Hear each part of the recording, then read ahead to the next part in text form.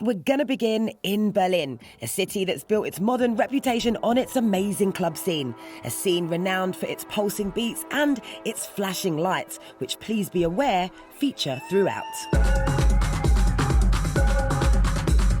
It's community, it's coming together, it's sound, it's light. This is the capital of techno. People coming from other parts of the world who want to party here, they say, oh, what is this kind of music? When you go into a club, it just blows you away. DJs here will play for 8 hours, 10 hours, and you can get so lost on the dance floor. The artists that I work with really put a focus on creating a utopia on the dance floor, and you get to have this collective moment of bliss and belonging. About Berliners that we know what is important, that we find a good balance between working and partying, like finding a way to free your mind, like from the sorrows of the day.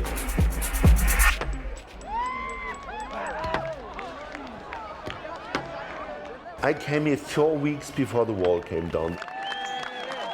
We had these free spaces where no regulations happened. You know, Berlin Mitte was like empty because nobody wanted to live here. The people had no warm water, no heating, no toilets in their flats. And so there was so much empty spaces, and the people from all over the world, they all came here to fill these free spaces. We just occupied rooms and houses and just started doing culture, music. We could establish something very special, what you don't have in other cities or in other countries because of this kind of like chaotic situation. It's different here because like it's not about how much money you have. It's like one example that when you go in a club, you can't buy a table to be cool, you know? I think that's very related also to the history of the city. It's been very poor after the fall of the wall, the warehouse parties and raves, and when you don't have other stuff, that's what you give value. And now it kind of became the trademark of Berlin. Berlin clubs are very different from other parts of the world because in other capital cities, people like to dress up nice, you know, nice shirts, nice shoes. Yeah. In Berlin, it's quite the opposite because people like the trashy.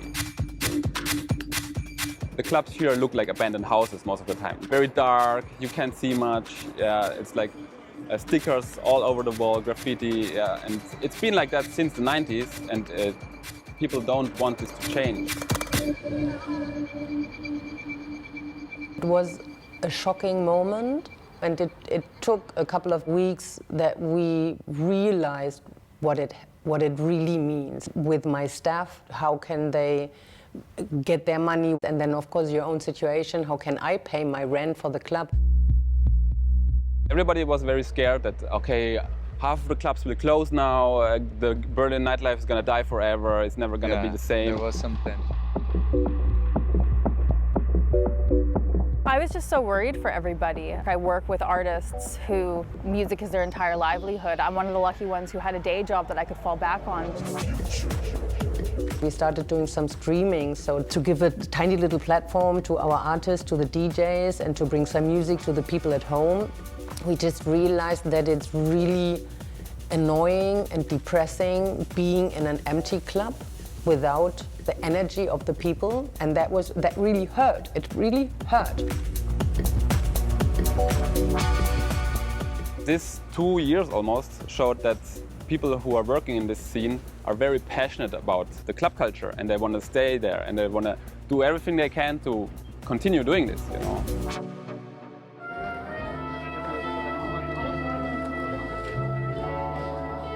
It was 5 months after our lockdown. We could start doing things outside, so we started doing concerts.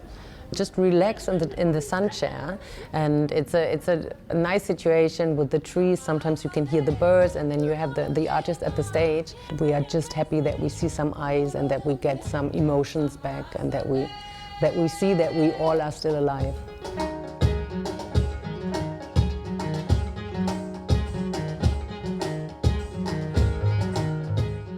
really great, but I was just saying that sitting down was very hard. It was like I wanted to get up and dance and, you know, and feel the people around me as well dancing and so on, and it was very restrictive, and it was really good to be out, but there is a little bit of sadness in it as well. It's uncomparable, like what it was before, and you could literally feel like the pressure inside of the people that are really longing for liberating themselves again from these kind of restrictions. You can only appreciate something once it's gone. And now people really appreciate what they had before. We will fight for like more freedom to party because it's important. Berlin is a city which always stands up again. And whatever is possible, it's possible here in Berlin.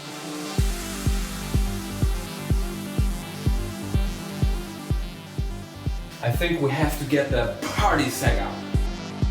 In Berlin, if you go out, one of the most important things is to bring a hat. That triples your chance of getting in. Now let's go.